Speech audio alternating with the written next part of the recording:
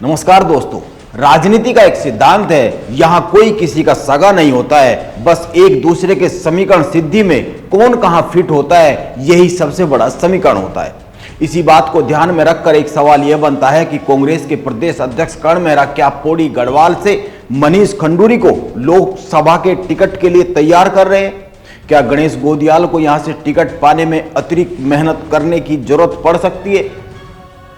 यह एक सवाल है और यह सवाल इसलिए जन्म ले रहा है कि कुछ चीजें ऐसी दिख रही है, कुछ ऐसे फैक्ट सामने आते हुए दिखते हैं, कुछ संकेत है। राजनीति में संकेतों का बड़ा महत्व होता है। आइए चीजों को थोड़ा सा समझने की कोशिश करते हैं।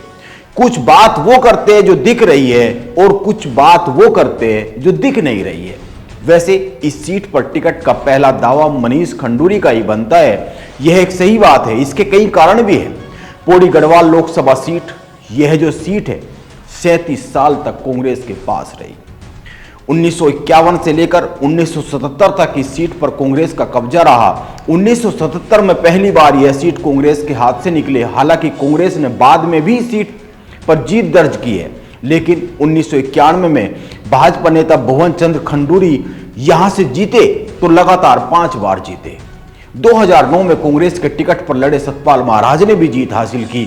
2014 में फिर से भुवन खंडूरी के पास यह सीट आई और 2019 में भाजपा के तीरथ सिंह रावत यहां से जीते, जो अभी भी सांसद है।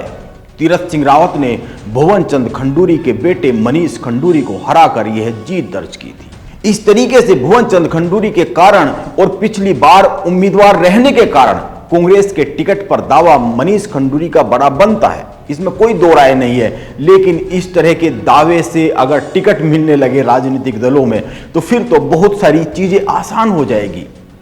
बात इन दावों से अलग करे तो हकीकत कुछ और भी बनती है। आजकल कांग्रेस के प्रदेश अध्यक्ष कर्ण मेहरा उत्तराखंड में घूम घूम कर जिला सम्मेलन कर रहे हैं।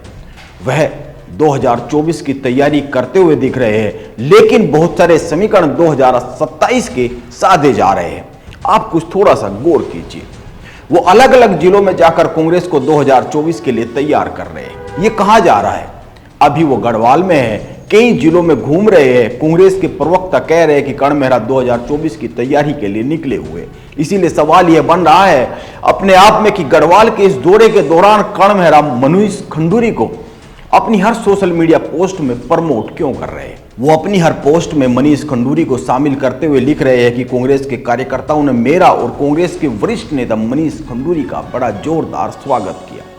हालांकि वह कई दिन के दौरे पर है और शुरू के एक आध दिन को छोड़कर फिर गणेश गोदियाल की भी मौजूदगी वहां हो जाती है। वो गणेश गोदियाल को भी बाद में टैग कर रहे हैं, उनको भी शामिल कर रहे हैं पोस्ट में। लेकिन मनीष खंडूरी की मौजूदगी अपने आप में कई सारी बातों को साफ करती हुई दिखती है, क्योंकि कर्ण मेहरा मनीष खंडूरी पर कुछ अधिक ही फोकस करते हुए दिख रहे हैं। कुछ समय पहले 16 अक्टूबर को कर्ण मेहरा ने मनीष खंडूरी को जन्मदिन की बधाई दी थी।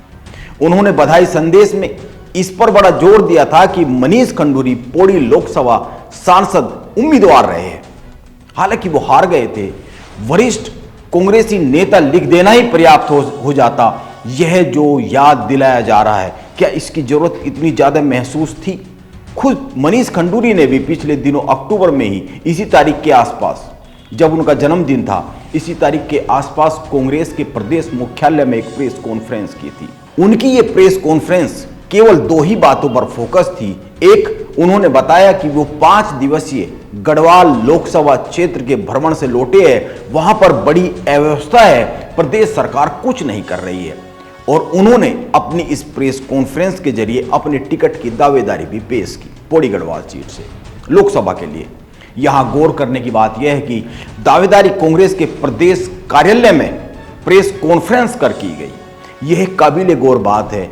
अब यह तो कुछ बातें हैं जो दिख रही है बहुत साफ साफ। कुछ और बातों पर गौर करें जो समझी जा सकती है, जिनके कुछ निहितार्थ, कुछ राजनीतिक मतलब निकाले जा सकते हैं। आप ध्यान दीजिए, अभी राहुल गांधी 3 दिन की केदारनाथ यात्रा पर आए थे। यह उनकी आध्यात्मिक धार्मिक यात्रा थी और इस यात्रा से पहले कर्ण मेहरा ने एक संदेश उत्तराखंड की कांग्रेस के लिए, उत्तराखंड के कांग्रेस के नेताओं के लिए, पदाधिकारियों के लिए एक संदेश जारी किया था। और इस संदेश में उन्होंने बहुत साफ साफ कहा था कि वो इस यात्रा से दूर रहे। यह राहुल गांधी की निजी यात्रा है। राहुल गांधी को अगर समर्थन देना चाहते हैं कांग्रेस के कार्यकर्ता और कांग्रेस के प्रदेश के नेता, तो घर से ही अपने मन से समर्थन दें। राहुल गांधी फिर जब कभी किसी अन्य समय उत्तराखंड आएंगे तो उस वक्त मिलकर अपने भाव प्रकट कर सकते हैं, उस समय मिलकर आप समर्थन दे सकते हैं। यह सार था उनकी अपील का जो उन्होंने राहुल गांधी की यात्रा को लेकर सोशल मीडिया पर की थी। लेकिन राहुल गांधी की इस पूरी यात्रा के दौरान, 3 दिवसीय यात्रा के दौरान, उत्तराखंड कांग्रेस के पूर्व अध्यक्ष गणेश गोदियाल राहुल गांधी के साथ रहे। अब पता नहीं गणेश गोदियाल कर्ण मेहरा की बात को न मानते हुए खुद ही वहां पर पहुंच गए या फिर राहुल गांधी या राहुल गांधी की टीम ने उनको वहां बुलाया था। यह तो एक जानने वाली बात है।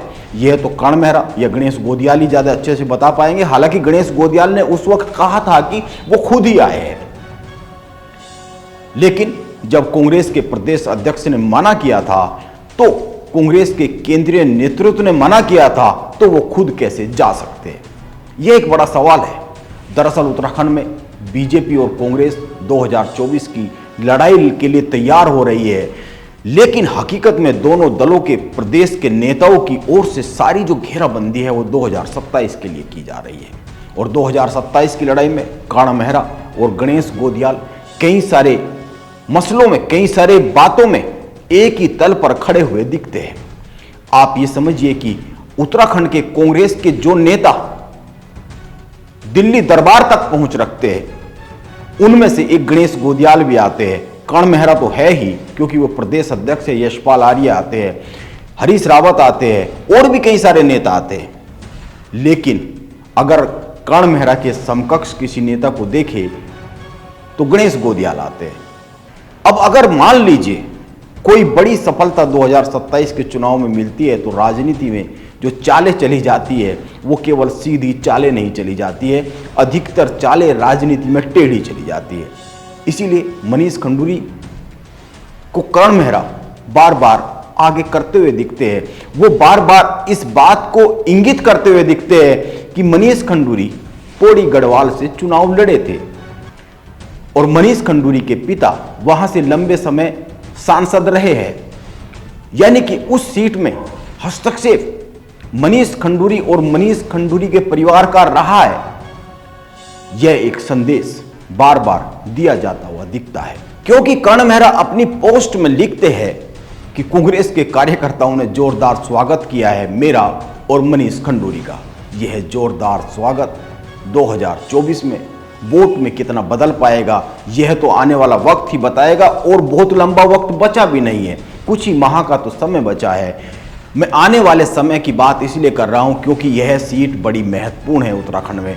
बीजेपी में भी इस सीट को लेकर बड़े धुरंधर नाम आगे चल रहे हैं। यह सीट अगर देखी जाए उत्तराखंड की 5 सीटों में सबसे ज्यादा हॉट सीट बन सकती है।